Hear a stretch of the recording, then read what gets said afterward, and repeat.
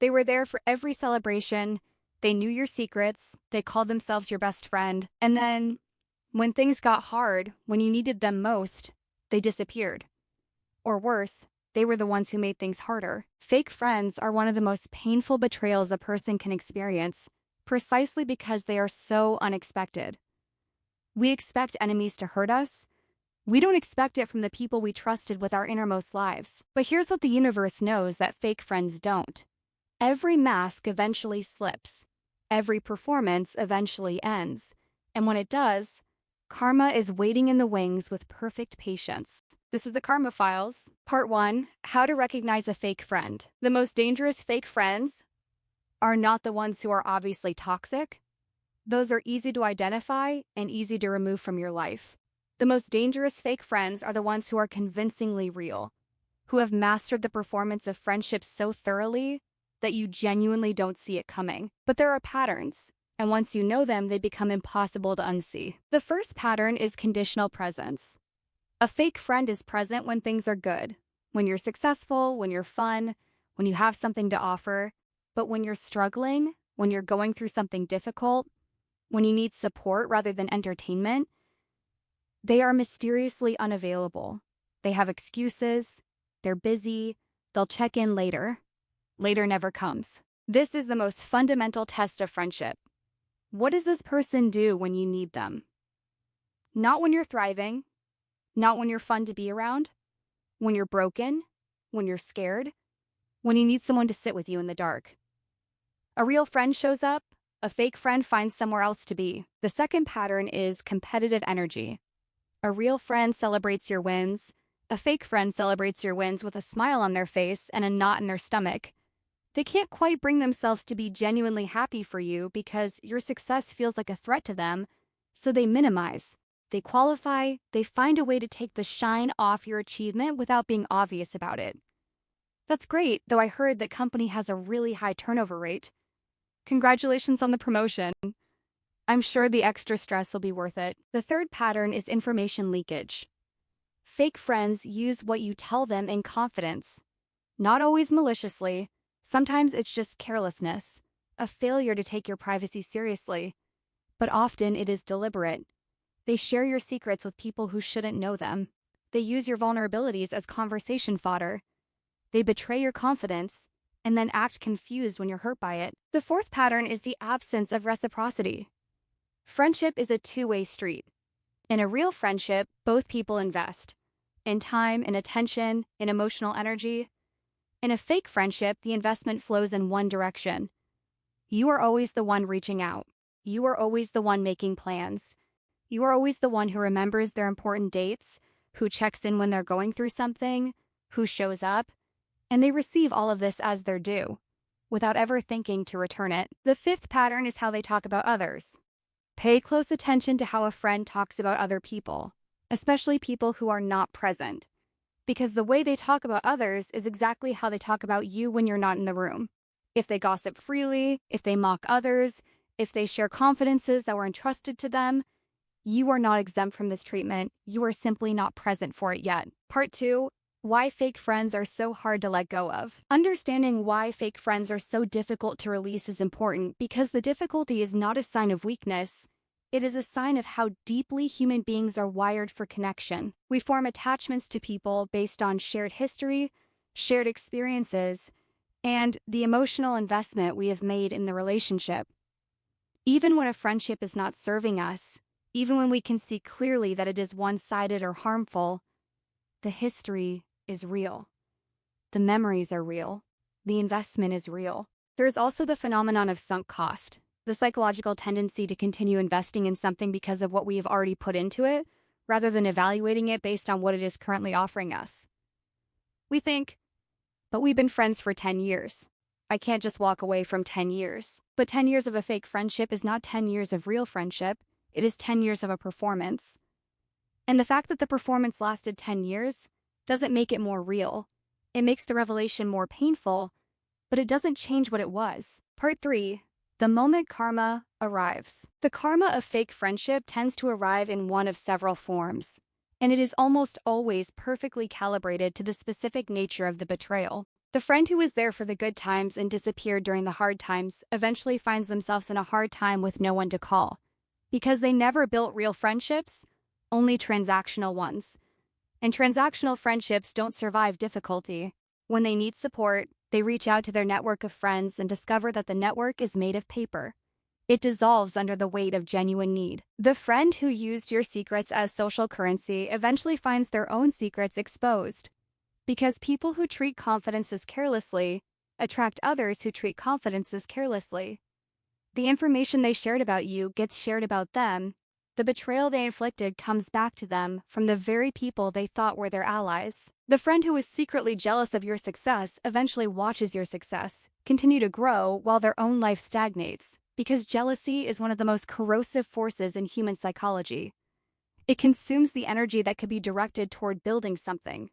The person who spends their time resenting others' achievements has no energy left to create their own. The friend who never reciprocated eventually finds themselves alone, because even the most giving, most patient person eventually reaches their limit.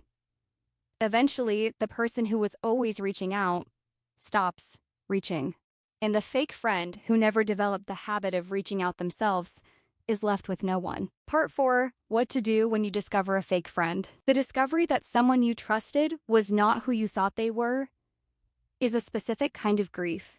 It is not just the loss of a person, it is the loss of a version of your past that you now have to revise. All those memories, all those conversations, all those moments that felt real, you now have to look at them through a different lens. This grief is real, and it deserves to be honored.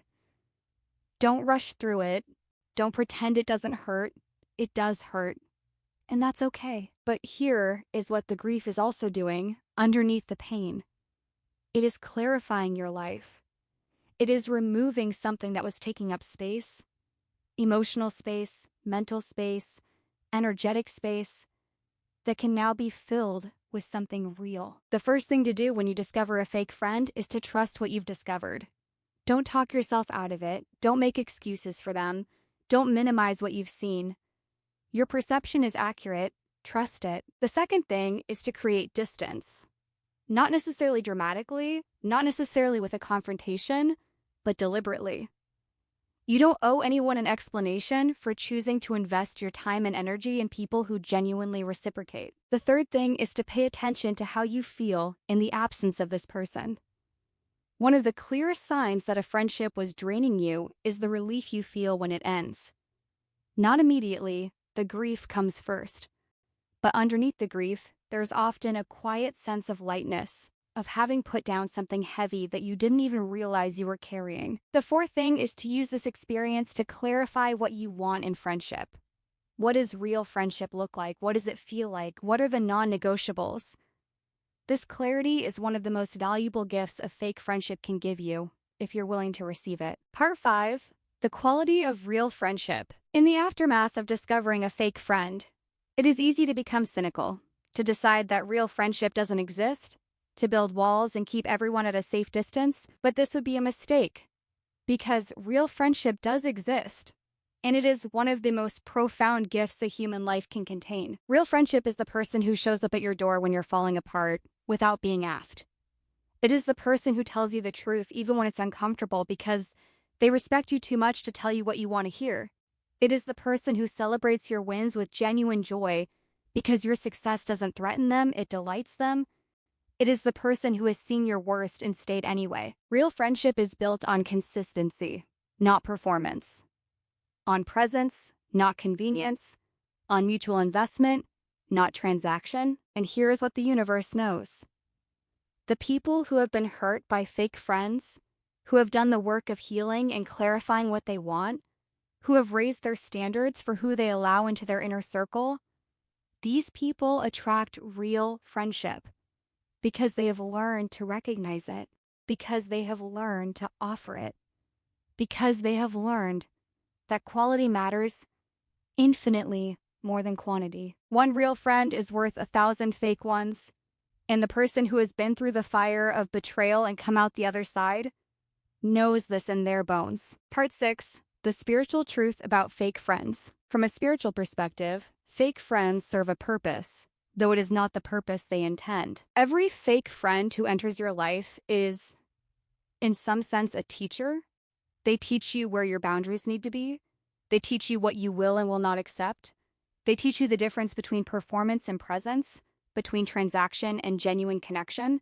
They teach you, through their absence in your moments of need, exactly who you can and cannot count on. This is not a comfortable teaching, but it is a necessary one. And the karma of fake friendship is not just about what happens to the fake friend, it is also about what happens to you. Because every time you release someone who was not genuinely in your corner, you create space. Space for something real. Space for the friendships that are waiting for you.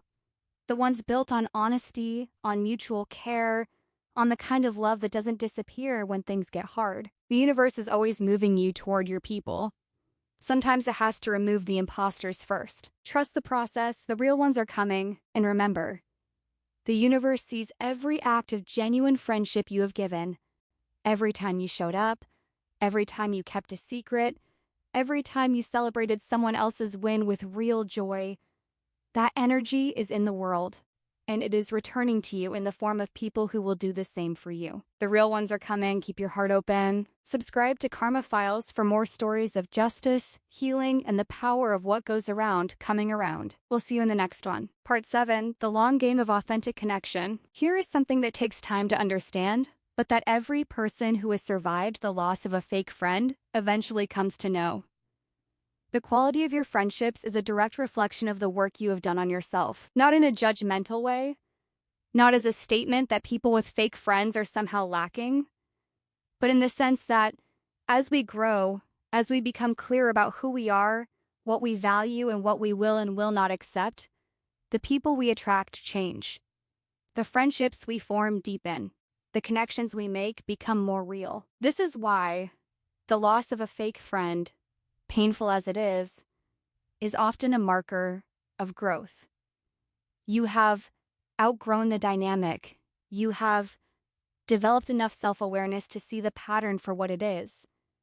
You have raised your standards. And that growth is creating space for something better. The universe is always moving you toward greater authenticity, toward relationships that reflect who you are actually becoming, not who you used to be.